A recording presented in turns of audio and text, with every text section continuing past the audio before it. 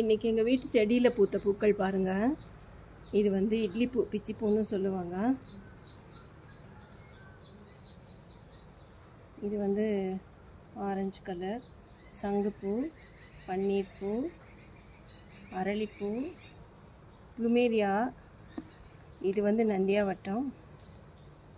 பாருங்கள் எவ்வளோ அழகாக இருக்குது.